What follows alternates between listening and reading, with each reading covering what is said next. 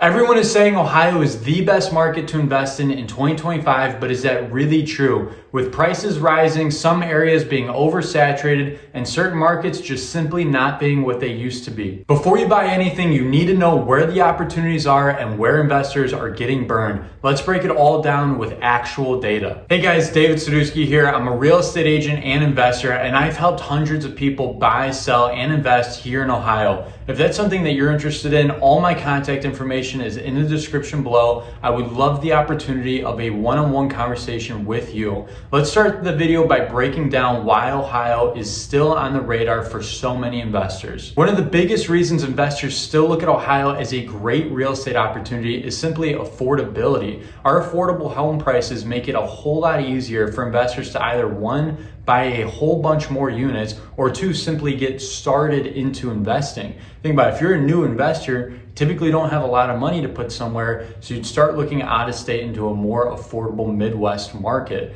The average home price in Ohio is around $230,000, where the national average is around $420,000. This is nearly half the price for a home in Ohio based on the average home in America. This is why investors are still flocking to Ohio and other Midwest cities right now, is because of affordability. The second reason investors are still looking at Ohio as a great opportunity is because of the cash flow potential here. Our cash flow potential is amazing and better than most states that I've personally looked at. If you follow the 1% rule, where you take the monthly rent being equal to at least 1% of the purchase price, there are still multiple cities where you can follow this 1% rule and get high cash flow potential. Especially if you're in the commercial building, looking to buy like an apartment building here, the cash flow opportunities are amazing. And this is where I help a lot of out-of-state investors put their capital into. So whatever you are interested in, Ohio has opportunities no matter what state or what city you're looking at, whether it be Cleveland, Columbus, Cincinnati. There are still great opportunities if you just know where to look. The third reason is steady appreciation. While Ohio doesn't have huge appreciation markets like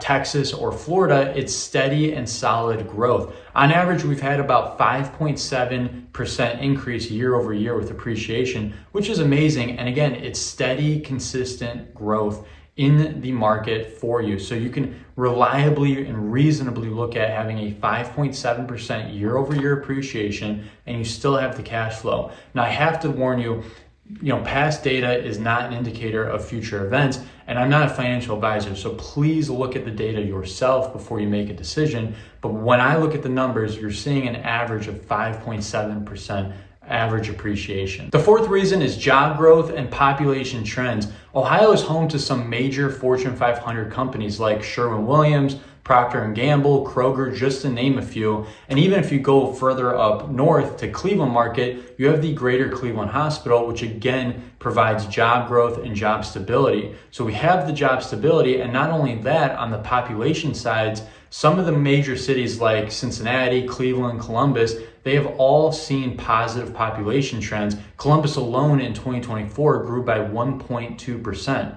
Now, with remote work becoming more common, obviously post-COVID, remote work becomes more common, people are starting to look at a more affordable market like Midwestern states, Ohio being one of them, and this is increasing the population growth more than we've typically seen it. Now, before you start buying up all the properties in Ohio, you definitely want to be aware of some of the risks and challenges that this market does have, and every market has its own risks and challenges. The first challenge to be on the lookout for is some of the hidden costs that you might find when running your numbers, or even after you buy the property, you might not expect. The first one being the higher than average property taxes. Ohio definitely does have some higher than average property taxes that range anywhere from 1.5% all the way up to 2.4% if you get into markets like Cuyahoga County when you get closer to Cleveland. And it's just something to definitely run your numbers carefully on. You can go on any auditor site, make sure you know the property taxes, you anticipate them to go up, and you run your numbers carefully. If you do this, you'll be fine. But if you don't do this, you might end up overpaying for property and killing all your cash flow.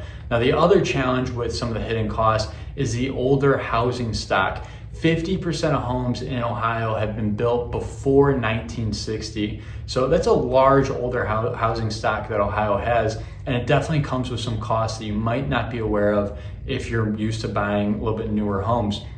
Obviously, with an older home, you have large mechanical repairs or large, just roof repairs, things like that come with an older home that you either one, want to make sure were previously taken care of before you buy the property, or two, you run your numbers so you have the capital to take care of some of these issues. Now, on the bright side, a lot of markets in Ohio actually love the older homes. For instance, Shaker Heights, Cleveland Heights up in Cleveland, the older housing stock is actually a draw and a positive. People love the historic charm and just the aesthetic of the city. And I actually, one of my first properties was a duplex in Shaker. It's a 1920 home, and we restored it, not rehabbed and flipped it and made it look brand new. We restored the original character and image of the home. And it's an absolute hit and people love it. So run your numbers carefully, get creative, get unique, and this can actually become a positive. Now, the other challenge to definitely be aware of is Ohio's landlord-tenant laws. Now, in general, Ohio has very landlord-friendly laws. It's nothing like you see in California, the laws that you see over there. But you definitely want to run your numbers, or do your research, I should say, on the specific market you're looking to invest in. For instance, Cleveland has started implementing some more tenant protection laws, things like stricter evictions and lead-safe compliance laws. So just something to keep an eye out on. But for instance, Columbus is still extremely landlord-friendly with very fast evictions, things like that. So again, you want to be very conscious about the specific city. In general, though, Ohio is very safe and very friendly landlord laws, I should say. So where should you start looking if you're an investor looking to invest in 2025? I'm going to start reading from my sheet here, the actual data. Number one being Cleveland. This is the market that I'm closer to, and it's one of the best markets for cash flow. If you're looking to invest actually in the city of Cleveland, not the suburbs. I personally love the surrounding cities of Cleveland. They're great for cash flow and appreciation, in my opinion. But if you're looking at the actual city of Cleveland, this is a great market for purely cash flow. You're looking at a medium home price around $139,000 with a medium rent price at about $1,250 a month. So you can have great, really good high rental prices at a pretty low affordable price. Again, allowing you to buy multiple properties or some larger commercial apartment buildings. Now the other area being Columbus. Columbus has seen huge appreciation. It's actually been one of Ohio's fastest appreciating markets.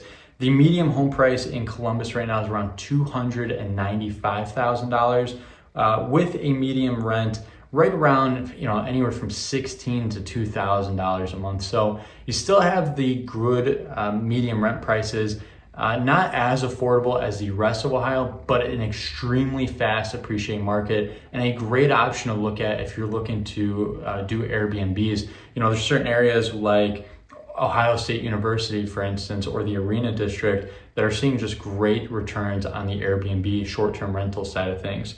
The third market being Cincinnati. Now this is great for a balance of both, right? Cash flow and appreciation. Got a medium home price right around $280,000. Some of the key neighborhoods to look at in Cincinnati being Price Hill and Northside. Again, run your numbers if you are looking to invest in any of these areas. Run your own numbers, do your own due diligence. But just from the data, these are some of the top 3 areas to be looking at in Ohio in 2025. So overall, Ohio is a great option if you are looking at investing in 2025. Whether you're a new investor or an experienced investor, it does offer a lot of opportunities no matter what type of investor you are. Whether you're looking for cash flow, appreciation, or short-term rentals, Ohio has a lot of options and opportunities. But listen, guys, if you are looking to find the right properties in the right neighborhoods with the best prices, I would, again, love the opportunity of a one-on-one conversation with you to see which areas make the most sense for you in particular. I hope you guys liked this video. I hope it was value-based and informative. If so, leave a comment below describing what market that you're most interested in. Please leave a like, subscribe. I really do appreciate it. Thank you guys for watching.